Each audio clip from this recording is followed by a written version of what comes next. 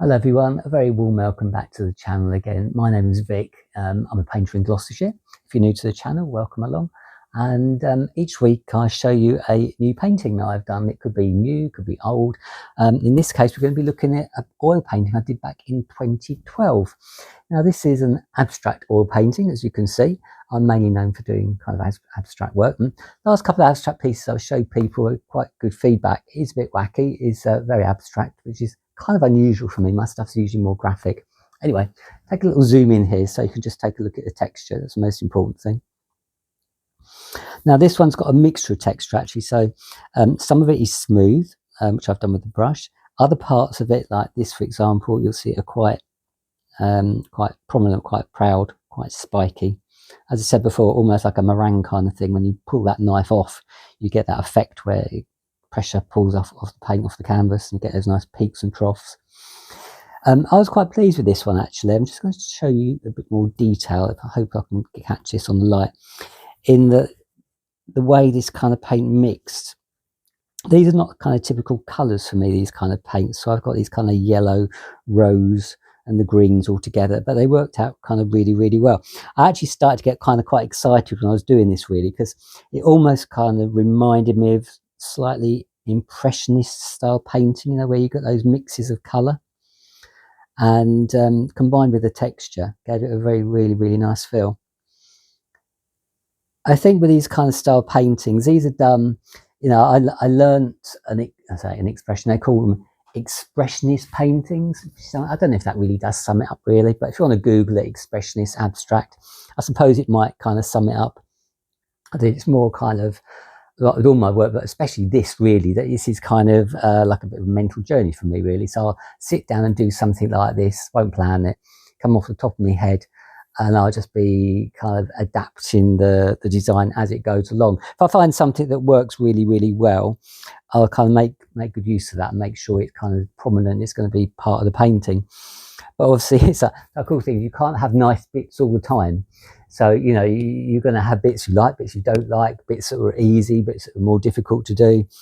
You know, like in this part here, really, I've kind of swirled some of the texture here to get this kind of swirling effect. But again, obviously over here, I've not used it.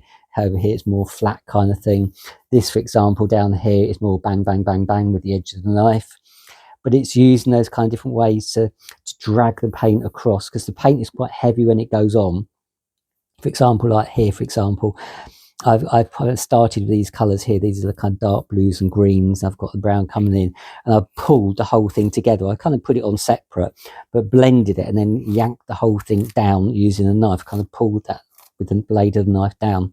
So it kind of helps blend the whole thing in. And that's kind of the key to these paintings. It's not so much, for me, it's not so much the actual painting. It's almost the process, which is the most exciting part for me as an artist, and that's the most enjoyable part really.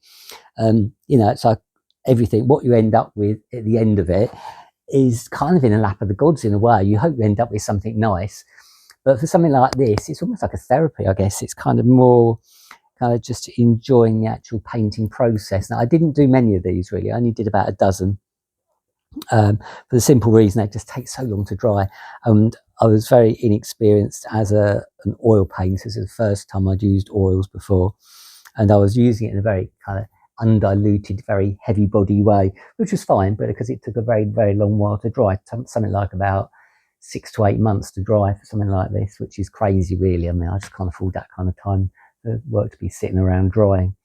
But I did enjoy it. I think my favourite part was kind of these bits down here actually, where I kind of quite excited the way these colours sort of mixed, and it kind of almost looked sort of a bit like impressionist kind of thing.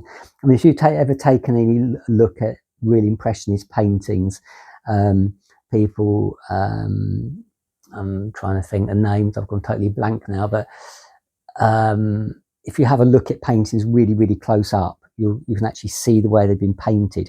And that's something I really like whenever I go to a museum or a gallery, and you can get really close up to the paintings, which isn't always the case, but if you get really, really close up. Recently I was in Rotterdam, and I saw a couple of Rembrandts. Rembrandt isn't anybody I particularly, obviously incredible painter, but it was not something I wouldn't make the effort to go and see Rembrandt. But since I was there's so many Rembrandts there, I thought, wow, this is my chance to really have a good close look. And people think I'm a bit weird, really, because most people look at a painting, it's right in front of them, they'll study it overall, get a nice picture. As with most things, you stand back, you get perspective on it, that's fine, and you see what the whole concept looks like. I tend to look at painting in a slightly different way, and I'm more interested in looking how something was painted, like the time frames, the texture of the paint, the brush strokes, the knife strokes, the pressure on the canvas. That's the kind of things I'm interested in looking. So what I'll be looking at is, instead of me just sort of looking at a painting like that, I might well be on the floor, so I can get an angle looking upwards at that canvas. So you get a completely different perspective on a canvas if you look up at it. So it obviously catches the light. Sometimes, especially on older works where it's a massive piece of work, for example, like a large Dali or something like that, you can see where the panels of paint canvas is actually kind of put together, and you can almost see which one's been painted first. Because obviously if you're painting something over a big period of time, you're never going to get the same mix of paint twice. So I kind of find it fascinating when I look at paintings to see the methodology behind it. That's what I like looking at. And it's quite incredible, actually. If you do go to a museum, I always encourage people to go to museums, even if you're not really an arty person. I don't think I'm an arty person. I just think I happen to be a painter.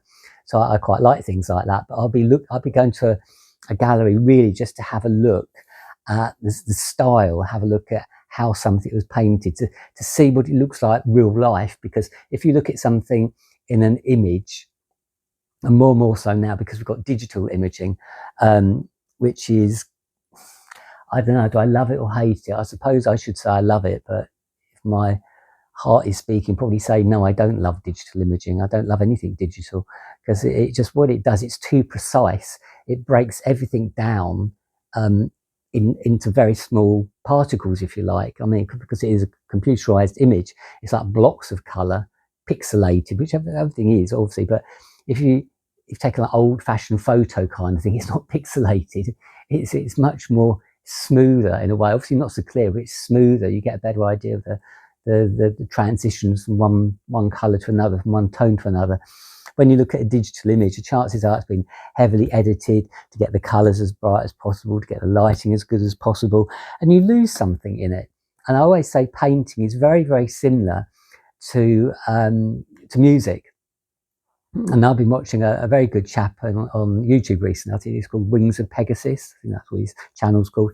And he actually analyses songs, people singing, and he's not doing anybody any sort of nasty, nothing against anybody, but he's saying about how auto-tune, how technology is changing the way we interpret things and listen to things.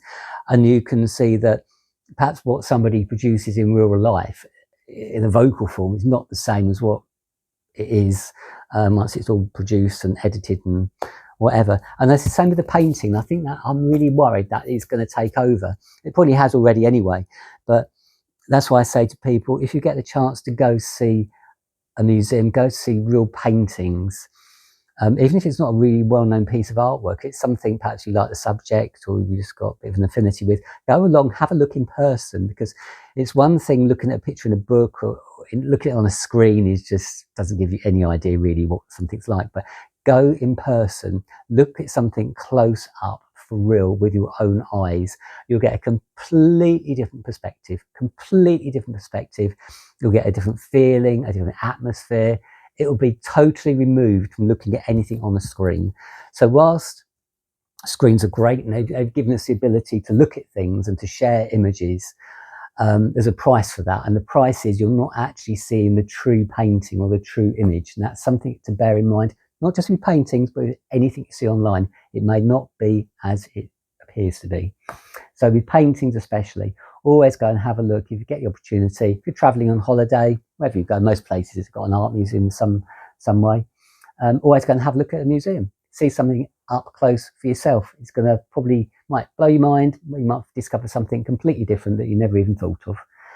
Anyway, so after that little rant, so this is the painting I did.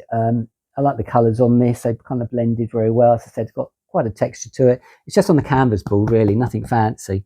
And the paints I used were Georgian oils, so they kind of shouldn't lend themselves to abstract, but I liked the kind of the hues and the textures, and I like kind of look at them. So I started to use them, so that's what I stuck with. I haven't really painted any oils since then, so we're talking more 15, nearly 15 years ago now. So yeah, just a phase I went through. Really enjoyed it. So I will put some close-ups to this as we go along. So thanks a lot for your time. Hope you've enjoyed looking at this little painting and some of the explanations behind it. Hope that might have given you a little bit of insight into how I work and what I think about artwork. If you want to subscribe to the channel, please give it a thumbs up and subscribe. That would be absolutely super. As usual, when you first start off, it's always a bit of a uphill struggle, but I'm kind of getting there. I don't know where the channel's going to go. I just plod on with it, really. But the main thing is not numbers. I'm more interested in sharing what I do, how I've done it, and explaining to you the backstory to the painting, why I've done it, how I've done it, and encouraging people to go look at real artwork. So thanks a lot for your time today, and I shall see you in the next video. If you want to drop a comment, please do so. Always happy to hear from people, and happy to interact, answer any questions. So feel free to get in touch, and I shall see you in the next one. You take care then. I'll see you soon. Bye for now.